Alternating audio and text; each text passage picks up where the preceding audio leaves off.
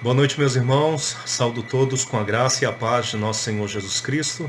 Estamos aqui reunidos mais uma vez para poder prestar o nosso culto ao Senhor e também buscar as suas orientações, a direção do Senhor através da sua palavra. E vamos meditar nessa noite, irmãos, a respeito de algumas verdades do reino de Deus. E o texto que nós iremos utilizar é o texto de Lucas, capítulo 13, e dos versículos de 18 a 35. Então, de forma introdutória, nós estaremos lendo apenas os versículos de 18 a 21 e logo em seguida nós iremos fazer uma oração para buscarmos a direção do Senhor para a sua palavra, tá bom? Então, Lucas, capítulo 13, dos versículos de 18 a 21, tá bom? Assim diz a palavra de Deus. E dizia: Aqui é semelhante o reino de Deus, e aqui o compararei.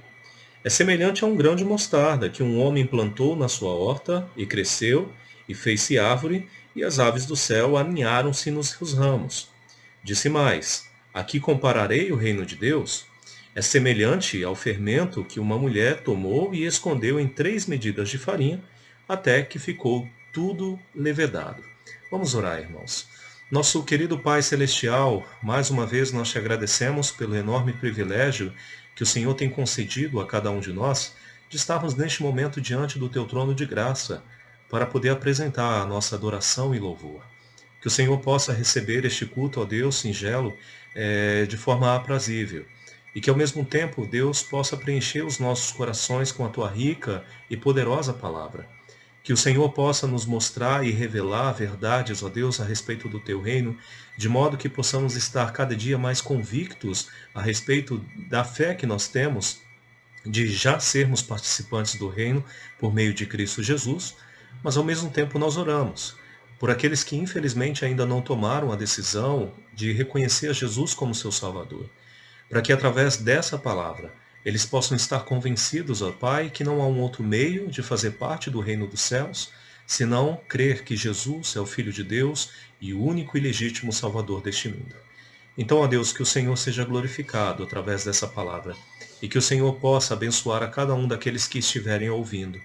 E essa é a oração que faço no nome precioso e amado de Jesus. Amém. Pois bem, irmãos, verdades acerca do reino de Deus. Se eu não estou enganado, recentemente eu trouxe uma mensagem com este mesmo tema. E basicamente, irmãos, através dessas mensagens, nós estamos tratando de alguns aspectos do reino de Deus, algo que o Senhor Jesus Cristo fez durante bom tempo no seu ministério. E aqui não será diferente, tá bom? Nós estaremos destacando 3 verdades acerca do reino de Deus. E apenas antes de apresentar a primeira verdade, o contexto vai dizer, irmãos, que Jesus ele estava na casa de um fariseu, que o havia convidado para poder participar da ceia da noite. Isso era algo muito comum durante o ministério de Cristo, porque algumas pessoas elas se sentiam motivadas, e até mesmo por curiosidade, a convidar a Jesus para poder cear com elas, até mesmo para aproveitar um pouco do tempo com ele e aprender um pouco com ele. Só que o Senhor Jesus Cristo, obviamente, sempre tinha um propósito, sempre tinha um objetivo ao aceitar esse tipo de convite. Porque Jesus aproveitava esse período de ceia, esse período de confraternização, para fazer aquilo que ele foi chamado a fazer, que é pregar o Evangelho, que é ensinar as pessoas a respeito das verdades de Deus. E nessa ocasião não foi muito diferente, irmãos. Nestes versículos, Jesus mais uma vez procurou esclarecer algumas verdades acerca do reino de Deus. Sendo que a primeira delas, irmãos, é que o reino de Deus crescerá de tal maneira que se tornará morada para muitos. Então essa é a primeira verdade acerca do reino de Deus que nós iremos discutir hoje à noite. Que o reino de Deus, ele crescerá de tal maneira que se tornará morada para muitos. Veja comigo novamente os versículos de 18 a 19. E dizia: Aqui é semelhante o reino de Deus, e ao que o compararei, é semelhante a um grão de mostarda que um homem plantou na sua horta, e cresceu e fez-se árvore, e as aves do céu aninharam-se nos seus ramos. Meus irmãos, analisando o versículo 17, nós podemos ver que este povo que estava na companhia de Jesus ainda estava muito eufórico em vista aos grandes milagres que ele havia realizado. Em especial, os versículos desse mesmo texto de Lucas, capítulo 13, dos versículos de 10 até o versículo 17, vai destacar em especial a cura miraculosa que Jesus realizou na vida de uma mulher. Pois essa mulher estava há muito tempo aguardando ser curada, porque estava há 18 anos esperando para que pudesse ser tratada da sua dificuldade. E Jesus, ele realizou um grande milagre na vida dessa mulher. Então, de fato, os milagres de Jesus eram e são ainda extraordinários. Inclusive, nós falamos sobre um deles hoje pela manhã, né? Na vida de Bartimeu, da forma miraculosa como Jesus o curou. Então, resumidamente, todos esses milagres, eles causavam um grande impacto na vida das pessoas, de modo que as pessoas sempre ficavam impressionadas por aquilo que Jesus poderia realizar. Porém, irmãos, os grandes milagres de Jesus, eles devem ser comparados a pequenas sementes que vão, na verdade, produzir algo muito maior.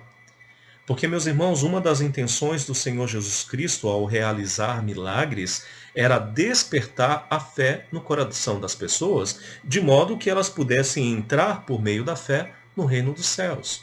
Basicamente, o que o Senhor Jesus Cristo queria, o objetivo que ele tinha ao realizar milagres, era levá-los a ser convencidos de que ele era o Filho de Deus e o legítimo Salvador deste mundo. E por esse motivo, eles precisavam crer nele, para que pudessem ser participantes do reino de Deus. E não há nada que possa ser maior para nós, irmãos, do que nós termos o privilégio de vivermos ao lado de Deus no seu reino eterno. Hoje, infelizmente, muitas pessoas acabam focando demais nos milagres de Jesus, mas se esquecem do seu objetivo e propósito. E é por esse mesmo motivo que elas não conseguem perceber que Jesus, ao realizar milagres, tinha na verdade o propósito de transformar as suas vidas. O propósito dos milagres de Jesus, irmãos, é muito claro, é conduzir almas perdidas à salvação e à vida eterna.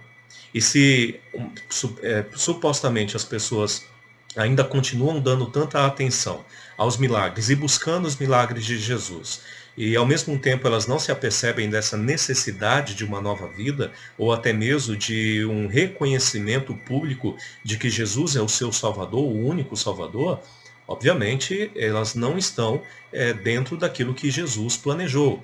Porque, lembre-se, o objetivo do Senhor Jesus Cristo não é apenas curar, mas é salvar, assim como também nós tratamos hoje pela manhã. E a certeza que nós temos que o propósito de Jesus está sendo cumprido é por nós vermos hoje a grande expansão que o seu reino chegou.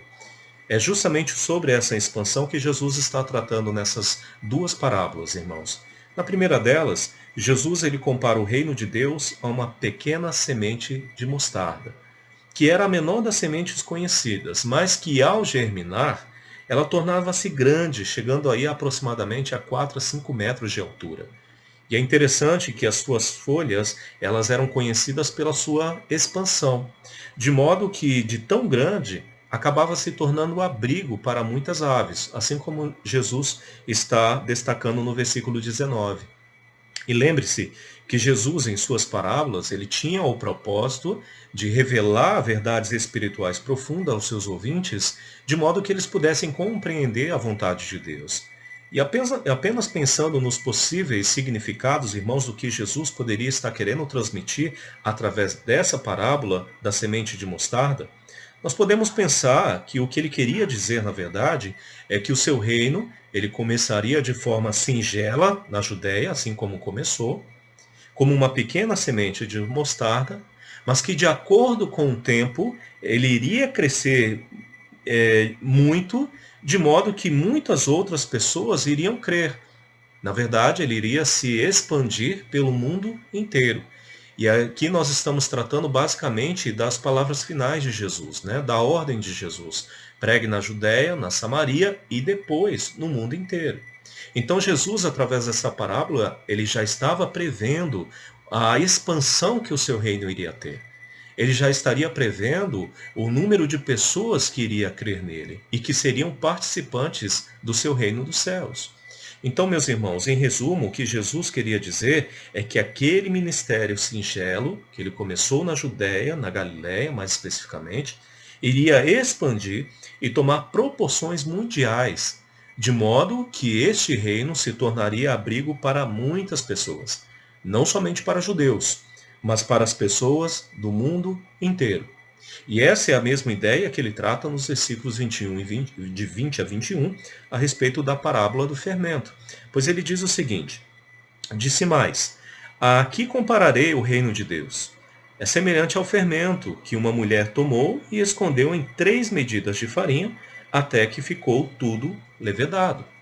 Então essa parábola ela traz o mesmo sentido da anterior, porque Jesus aqui está esclarecendo aos seus ouvintes verdades sobre a expansão do Evangelho e o crescimento do reino de Deus neste mundo. Porém, algumas pessoas acreditam que essa era a forma de Jesus esclarecer aos judeus que o seu reino iria ultrapassar os limites da Palestina, o que é reiterado por ele, por exemplo, no versículo 29. Porque no versículo 29, se atente comigo, Jesus ele vai dizer o seguinte: muitos virão do Oriente e do Ocidente, do Norte e do Sul, e tomarão lugares à mesa do reino de Deus. Então perceba mais uma vez que Jesus estava tentando esclarecer aos judeus que eles não seriam os únicos participantes desse reino de Deus. Pelo contrário, viriam pessoas, tanto do Oriente quanto do Ocidente, do Sul ou do Norte, viriam pessoas do mundo inteiro fazer parte do seu reino. E irmãos, por que essa mensagem é importante?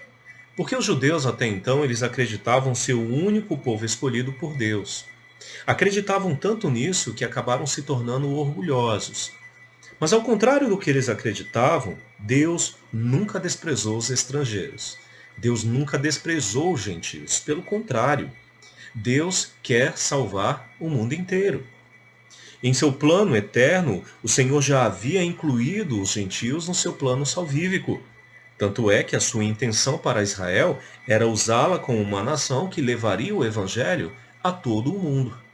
E essa verdade está sendo bem representada por Cristo através dessas parábolas. Da mesma forma como uma massa cresce pela ação do fermento, do mesmo modo o reino de Deus cresceria pela ação do evangelho no mundo inteiro. De modo que o reino de Deus iria ultrapassar os limites da nação de Israel e se expandir por todo o mundo, de forma silenciosa, mas rápida e efetiva. E isso é algo que nós podemos ver, por exemplo, no livro de Atos. E louvado seja Deus, irmãos, por ter nos dado o privilégio de podermos ser participantes do seu reino. Louvado seja o nome do Senhor Jesus Cristo, que por meio do Evangelho convenceu o nosso coração de que Ele era a porta, a entrada, a chave para que nós pudéssemos entrar e fazer parte do reino de Deus. E eu espero, meu querido ouvinte, que está ouvindo essa mensagem, que você possa colocar essa fé em Jesus, para que também venha fazer parte do reino dos céus. Até porque a forma pela qual você pode vir fazer parte deste reino é colocando a sua fé na pessoa de Jesus como seu único e suficiente Salvador. Então, meus irmãos, essa verdade é importante para nós. Mas nós também devemos nos atentar à segunda verdade apresentada por Cristo a respeito do reino dos céus. Porque ao mesmo tempo que ele diz que muitas pessoas iriam fazer parte do seu reino, na segunda verdade, ele coloca uma certa limitação. Por quê? Porque a entrada do reino de Deus ela é apertada e nem todos conseguirão entrar. Essa é a segunda verdade apresentada por Cristo, que a entrada do reino de Deus é apertada e nem todas as pessoas conseguirão entrar. Veja comigo os versículos 22 a 23. Passava Jesus por cidades e aldeias, ensinando e caminhando para Jerusalém. E alguém lhe perguntou: Senhor, são poucos os que são salvos? Meus irmãos, nesse versículo Lucas passa a relatar que enquanto se dirigia a Jerusalém, o Senhor Jesus Cristo ele foi questionado sobre quantas pessoas seriam salvas e fariam parte do seu reino.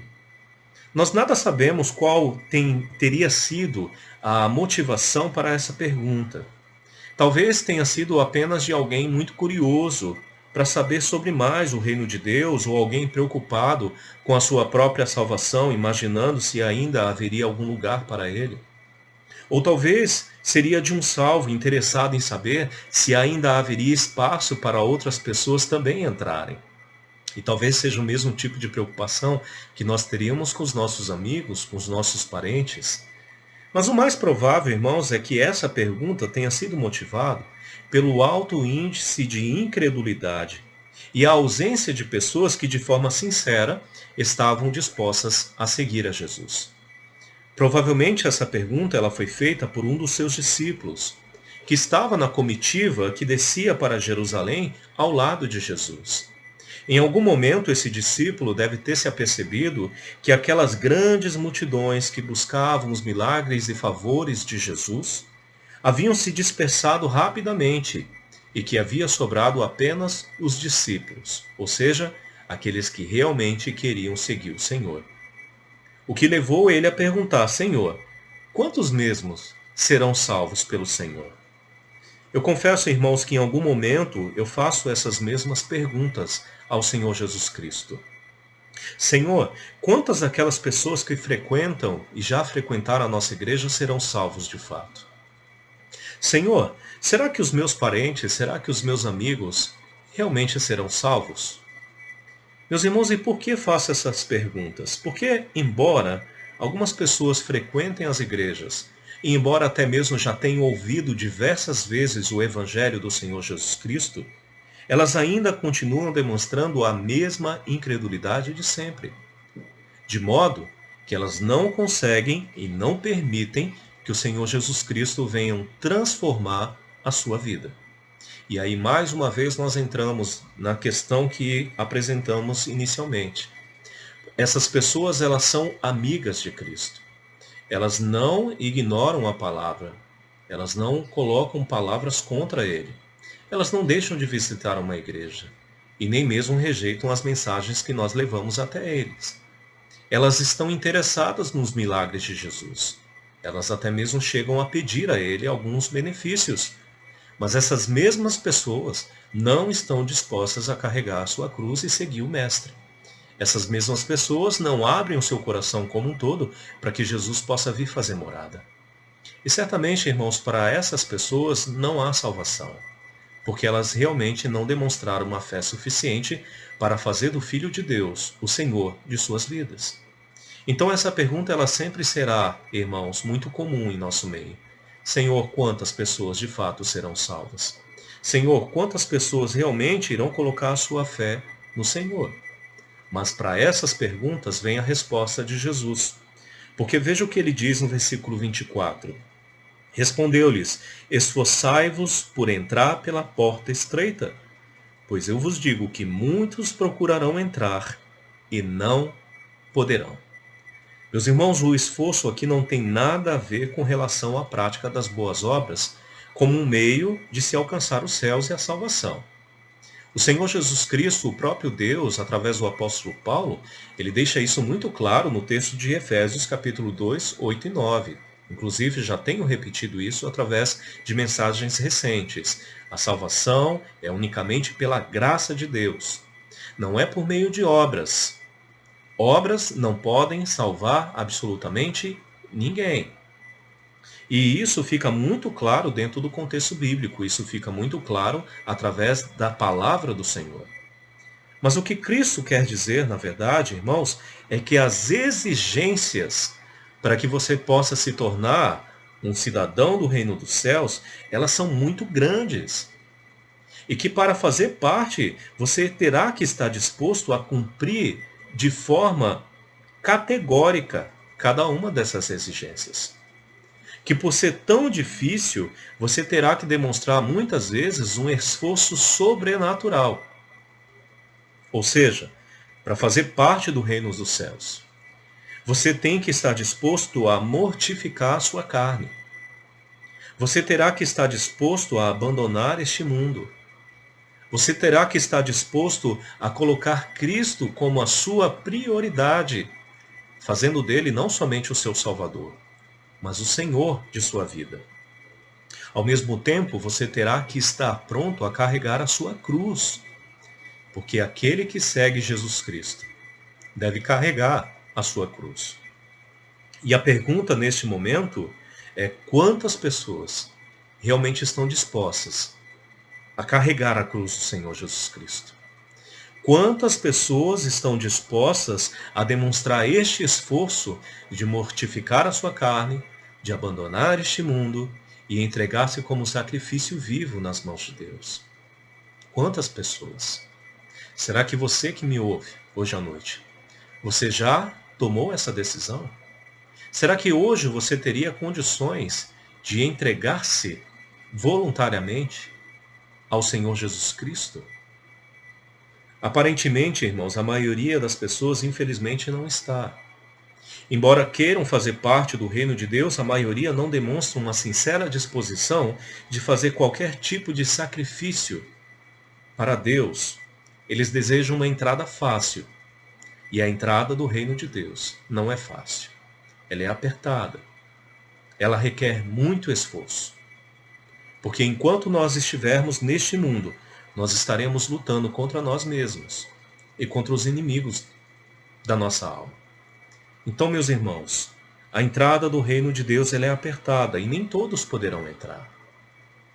Mas se tem algo que esse versículo também nos ensina, é que não haverá clandestino nos céus. Porque sendo a porta apertada, o caminho estreito, o Senhor verá cada um daqueles que passarem.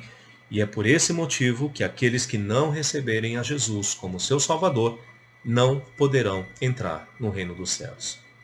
E a mensagem para aqueles que estão nessa condição é: esforça-te, porque a porta está se fechando. Pois veja o que Jesus vai dizer a partir do versículo 25. Quando o dono da casa se tiver levantado e fechado a porta, e vós do lado de fora começardes a bater, dizendo: Senhor, abre-nos a porta, ele vos responderá: não sei de onde sois. Então direis: comíamos e bebíamos na tua presença, e ensinavas em nossas ruas. Mas ele vos dirá: não sei de onde vós sois, apartai-vos de mim, vós todos os que praticais a iniquidade. O profeta Isaías, irmãos, ele é muito objetivo em suas palavras, quando diz em Isaías 55, versículos de 6 a 7, buscai o Senhor enquanto se pode achar. Invocai-o enquanto está perto, deixe o perverso o seu caminho e iníquo os seus pensamentos, e converta-se ao Senhor, que se compadecerá dele, e volte-se para Deus, porque ele é rico em perdoar. O mais impressionante é que, apesar desses vários alertas que o Senhor tem feito por meio da sua palavra, muitas pessoas continuam ainda dispersas, muitas pessoas continuam desligadas, muitos ainda continuam distraídos. Mas, irmãos, o relógio de Deus, ele não se atrasa. E quando o tempo chegar, a porta, ela irá fechar. E para aqueles que ficarem do lado de fora, não haverá outra possibilidade. E a única coisa que lhes restará é sofrimento, angústia e dor por toda a eternidade. Porque é isso que Jesus também vai dizer no versículo 28, pois ele afirma: ali haverá choro e ranger de dentes, quando virdes no reino de Deus Abraão, Isaque e Jacó e todos os profetas, mas vós lançados fora.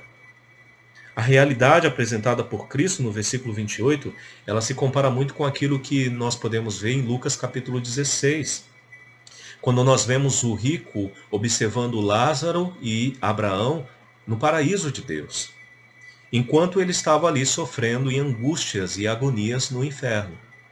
É claro, irmãos, que isso aqui é apenas um simbolismo, porque ninguém que estará no inferno poderá ver quem é que está nos céus.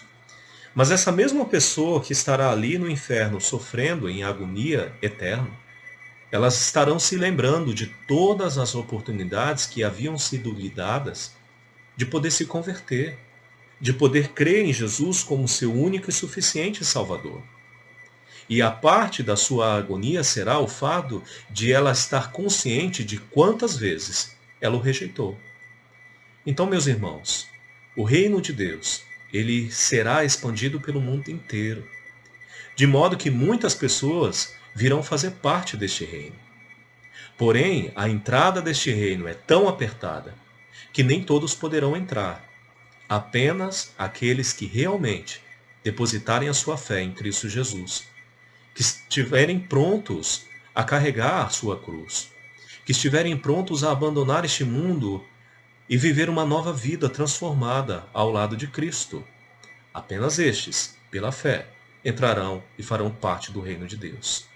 Ao mesmo tempo, a terceira e última verdade que gostaria de destacar através desses versículos é que Cristo, ele lamentará sobre aqueles que o rejeitaram. Cristo, ele lamentará sobre aqueles que o rejeitarem. Veja os versículos 29 a 30. Versículos de 29 a 30. Muitos virão do Oriente e do Ocidente, do Norte e do Sul. Tomarão lugares à mesa do reino de Deus. Contudo, há últimos que virão a ser primeiros, e primeiros que serão os últimos. Jesus claramente, neste momento, irmãos, ele estava repreendendo os israelitas sobre a rejeição que já era evidente ao seu ministério. Jesus ele veio para aqueles que eram seus, porém, assim como a palavra de Deus nos ensina, os seus não o receberam. E uma vez que Israel neste momento não o havia recebido, ele voltou a sua atenção para os gentios para que pudesse os salvar, e isso de forma gratuita e generosa. De modo que muitas pessoas do mundo inteiro e de todas as partes viriam a fazer parte do reino dos céus, assim como ele está descrevendo mais uma vez no versículo 29. Os últimos nessa lista, que no caso seríamos nós, acabaram se tornando os primeiros, porque nos foi dado o acesso ao reino de Deus. E neste momento, a realidade é que se Cristo retornar e nos arrebatar, nós já estaremos no reino dos céus para sempre. Enquanto os judeus, pelo menos aqueles mais duros de coração, eles terão que aguardar o tempo da tribulação para que possam realmente reconhecer Jesus como o Senhor de suas vidas. Não todos, mas alguns. E ali eles também terão a oportunidade de fazer parte do reino dos céus. Mas enquanto exortava os judeus a esse respeito, Jesus ele foi interrompido por um fariseu, que na verdade demonstrava uma certa preocupação. Pois veja a preocupação nos versículos de 31 a 32. Pois ele diz, naquela mesma hora, alguns fariseus vieram para dizer-lhes, retira-te e vai-te daqui, porque Herodes quer matar-te. Ele, porém, lhes respondeu, ide, dizei a essa raposa que hoje e amanhã expulso demônios e curo enfermos, e no terceiro dia terminarei.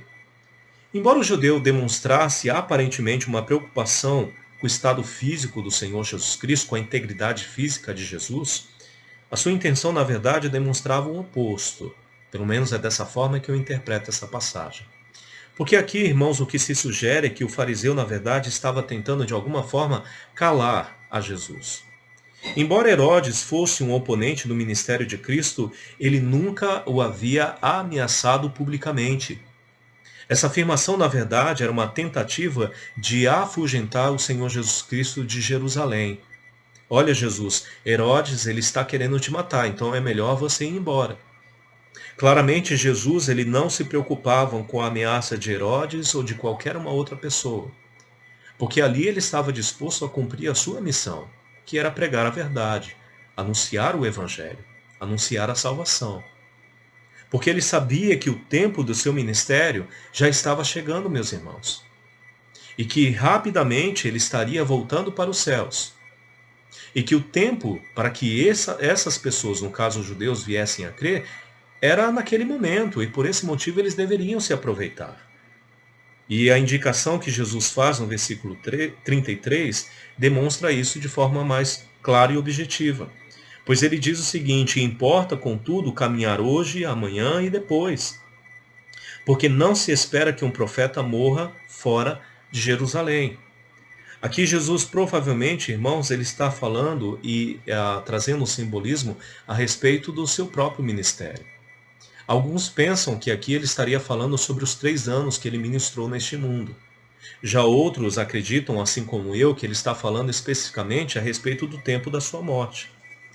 Mas, irmãos, o fato relevante é que essa ação do Senhor Jesus Cristo deveria despertar o coração dos judeus de modo que eles pudessem vir a crer. Mas, infelizmente, essa não era a realidade para eles. Porque, embora inúmeras vezes Jesus tenha pregado o Evangelho para eles, inúmeras vezes tenha os alertado a respeito da sua incredulidade, o coração dos judeus continuam endurecidos. De modo que Jesus levanta sobre eles um lamento. Pois veja aí os versículos de 34 a 35. Jesus vai dizer: Jerusalém, Jerusalém, que mata os profetas e apedreja os que te foram enviados. Quantas vezes quis eu reunir teus filhos, como a galinha ajunta os dos seus próprios ninhos debaixo das asas, e vós não o quisestes. Eis que a vossa casa vos ficará deserta. E em verdade vos digo que não mais me vereis até que venhais a dizer: Bendito o que vem em nome do Senhor. Jesus estava em Jerusalém, pronto para entregar a sua vida, para poder salvar o seu povo, mas esse mesmo povo, que teve inúmeras oportunidades, continuava o rejeitando. E meus irmãos, de certa forma, essa é a realidade para muitas pessoas. Talvez para alguns que estejam me ouvindo hoje à noite. Porque o Evangelho do Senhor Jesus Cristo ele tem sido pregado no mundo inteiro, e já há muito tempo. É impossível que as pessoas não tenham ouvido pelo menos uma única vez ouvir falar de Cristo. Só que ao mesmo tempo que essa palavra tem sido constantemente e insistentemente pregada, as pessoas continuam rejeitando e demonstrando a mesma incredulidade de sempre. E este mesmo lamento que Jesus faz sobre Jerusalém, sobre os judeus, será basicamente o mesmo lamento que ele fará se você não crer nele como seu Salvador. Porque, meus irmãos, lembremos que o Senhor Jesus Cristo ele quer salvar a todos, porque ele ama a todos. E é por esse motivo que ele entregou a sua vida para salvar todas as pessoas deste mundo. Mas para aqueles que não creram, haverá apenas lamento. Pois Jesus lamentará sobre aqueles que, infelizmente, continuarão ou continuaram com seu coração endurecido. Então, meus irmãos, eu espero que essa não seja a realidade para aqueles que estão próximos de nós, para aqueles que frequentam ou já frequentaram a nossa igreja. Eu espero que essa não seja a realidade para os nossos familiares, para os nossos entes queridos. Antes, que eles possam realmente estar convencidos de que não há um outro meio, nenhum outro caminho, nenhum outro modo que possam fazer parte do reino dos céus, a não ser crer em Jesus como seu Salvador. Jesus está próximo de nós. Jesus está próximo de você. E a única coisa que Ele espera que você faça hoje à noite é depositar toda a sua fé nele como seu único e suficiente Salvador. O relógio de Deus não para. A porta está se fechando. O tempo está passando. Jesus já está voltando. E a pergunta que vos faço essa noite é: onde você estará quando Ele retornar? Onde você passará a sua eternidade quando você morrer? Isso é o que deve estar no seu coração hoje à noite. Onde você estará ou passará a sua eternidade? Se crer em Jesus, você pode ter a certeza que estará no reino dos céus. Mas se você continuar o rejeitando, infelizmente, o seu destino será no lago de fogo e enxofre, onde todos os pecadores incrédulos e duros de coração passarão a sua eternidade. Qual será a sua decisão hoje à noite? Qual será a sua escolha hoje à noite? Vamos orar. Nosso querido e bondoso Deus, nós te agradecemos pela tua palavra e pedimos ao Senhor para que mais uma vez, através do teu Espírito Santo, o Senhor venha convencer os corações hoje à noite. Se há alguém que tem ouvido essa palavra, que infelizmente continua rejeitando ao Senhor, que o Senhor possa quebrantar este coração para que ele venha colocar toda a sua fé na pessoa de Jesus, na sua obra, para que assim ele possa ter a certeza da salvação eterna. Ao mesmo tempo que o Senhor continue, ó Deus, nos fortalecendo com essa rica esperança de que brevemente, no seu retorno, ou se a morte chegar, estaremos para sempre no reino dos céus, ao teu lado.